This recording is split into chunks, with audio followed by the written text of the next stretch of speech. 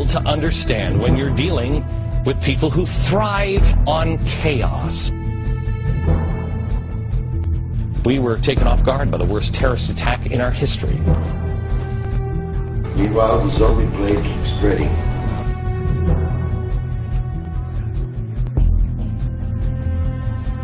Lots and lots of bloodshed. Tonight we're going to focus on this one. Focus on another log on the fire of chaos. The 12th Imam. Hasten the return of the 12th Imam or Mahdi. Essentially, the method that they believe that they can hasten the return of Mahdi is to attempt to carry out the things that he will do. The 12th Imam. The 12th Imam. Most people don't know who the 12th Imam is.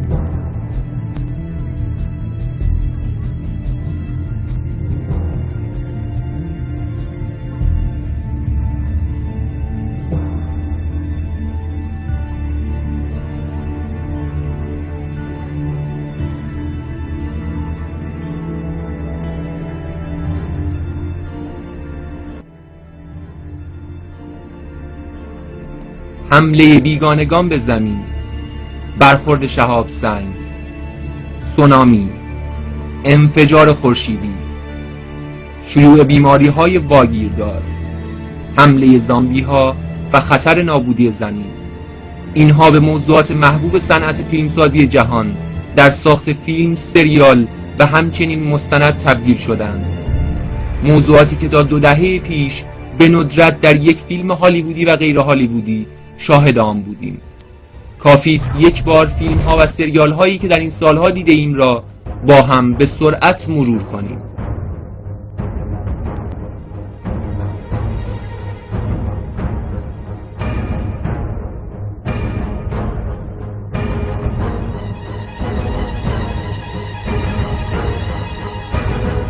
ساخت چنین فیلم هایی سوالات فراوانی را در ذهن ایجاد می کند. چرا کمپانی های فیلمسازی هالیوود این همه به این موضوعات می پردازند؟ آیا به راستی جهان دچار تحولات و حوادث ویرانگر این چنینی در آینده نزدیک می شود؟ آیا آنها از اسراری آگاه هستند که ما از آنها بیخبریم؟ به چه میزان از نظر علمی امکان رخداد این حوادث وجود دارد؟ عموم فیلم های پرفروش هالیوودی دیگه آخر زمانی گفتن 2012 خود نمیدونم گفتن یک سیاره نیبیرو 313 میخواد از نزدیک زمین رد بشه. به این اسم فکر کنید، یوبی 313. ساخت این گونه فیلم ها ذهن را به سوی حوادث مربوط به آخر الزمان، ظهور ضد مسیح و بازگشت عیسی مسیح در انجیل میبرد. چه بسا به نام من آمده خواهند گفت که من مسیح هستم و بسیاری را گمراه خواهند کرد. زنهار مضطرب مشوید، چرا که وقوع این همه لازم است، لیکن انتها هنوز نیست. زیرا قومی با قومی و مملکتی با مملکتی مقاومت خواهند نمود و قحطی ها و وباها و زلزله ها پدید آید. سوای این فیلم ها بسیاری معتقدند که در آینده نزدیک با ظهور دجال و ضد مسیح شاهد حوادث خونین و آشوب هایی هستیم که در پی آن مسیح ظهور می کند. برخی حتی مکانی که دجال از آنجا شورشش را آغاز می کند را پیش بینی کردند. In Iran, while all of this is going on, they want chaos. They want panic. They literally pray for the strength to hasten the return of the promised one.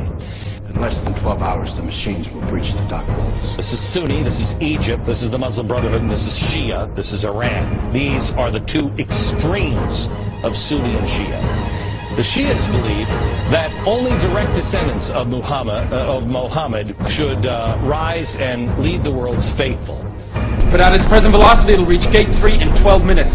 And some of these radicals believe that by initiating global chaos, that they can force the hand of Allah, force the hand of God to make the Mahdi.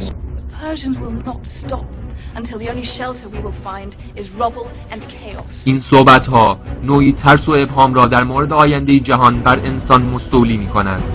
این امام 12 کیست؟ موافقید با هم برخی از متون دینی مسلمانان شیعه را در مورد حوادث آخر زمان و منجیشان بدانیم؟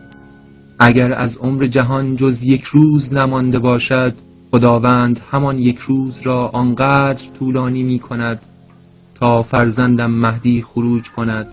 پس از خروج او عیسی روح الله فرود می آید و در پشت سر وی نماز می گذارد. آنگاه زمین با فروغ پروردگار خویش روشن می شود و حکومت مهدی به شرق و غرب گیتی می رسد. این متون دینی بسیاری از ذهنیات را به چالش می کشد. مسلمانان اعتقاد به ظهور مجدد عیسی مسیح به عنوان پیامبر الهی به همراه منجی خود مهدی و ایجاد حکومت جهانی طولانی مدت پر از عدل و امنیت و فراوانی نعمت دارند. آیا انجیل نیز ظهور مسیح را با شخص دیگر تایید می کند؟ آسمان و زمین زایل خواهد شد، اما سخن من هرگز زایل نخواهد شد. از آن روز و ساعت هیچ کس اطلاع ندارد، حتی ملائکه آسمان. لذا شما نیز حاضر باشید، زیرا در ساعتی که گمان نبرید پسر انسان می آید. محقق امریکایی مستر هاکس در این باره می گوید کلمه پسر انسان 80 بار در انجیل و ملحقات آن تکرار شده که فقط 30 مورد آن با حضرت عیسی مسیح تطبیق می کند و 50 مورد دیگر از نجات دهنده‌ای سخن می گوید که در آخر زمان ظهور می کند و عیسی مسیح علیه السلام نیز با او می آید و از ساعت روز و ظهور او جز خدا کسی اطلاع ندارد. در این معجزه شما، قرآن شما، راجع به تولد حضرت عیسی مسیح چه چیز نوشته؟ می‌خواهید عیناً نقل بکنم؟ به نام خداوند بخشنده مهربان. در این کتاب یاد کن مریم را، آن دم که از خانوادش دور شد و به یک نقطه شرقی پناه برد. جبرئیل را بر او فرستادیم که گفت من فرستاده پروردگار تو هستم تا فرزندی پاکیزه تو را ببخشم. گفت چگونه ممکن است فرزندی برایم پیدا شود؟ هیچ مردی لمس نکرده است مرا. و جبرئیل پاسخ داد هر آنچه خداوند بخواهد آن شود، تا آیتی باشد از برای مردمان و رحمتی از ما. و این فرمانی بود که انجام شد. تفاوت بین ما و شما فاصله به باریکی همین خط است. همانطور که دیدیم تفکر مسلمانان و مسیحیان در مورد آخر زمان بسیار شبیه به هم است. پس چرا شبکه فاکس نیوز که متعلق به رابرت مورداک یهودی صهیونیست است در صدد القای ضد مسیح بودن امام مهدی، همان که مسلمانان معتقد به ظهور ایشان و عیسی مسیح بوده هستند؟ بر اساس کدام بخش از انجیل از همراهی پیامبر دروغین با ضد مسیح سخن به میان آوردند؟ آیا منظور آنها از پیامبر دروغین همان عیسی مسیح است؟ پس چرا سران صهیونیسم از ظهور منجی می هراسند؟ همانطور که عیسی علیه السلام در انجیل از ظهور مسیح دروغین در آخر زمان صحبت کرده است، آیا آنها می‌خواهند یک مسیح برای انحراف مردم جهان بسازند؟ اونا فهمیدن آخر زمانی نزدیکه، دارن خراب میکنن کارو، دارن بازی رو قواعدش رو به هم میزنن. Everything that has a beginning has an end. I see the end coming. I see the darkness spreading. به این اسم فکر کنید، یوبی 313 عدد خاص یاران امامه. ببین چجوری داره جا میندازه که اون سیاره بود 313 تاش یعنی خطر، یعنی مرگ تو. You are all that stands in his way.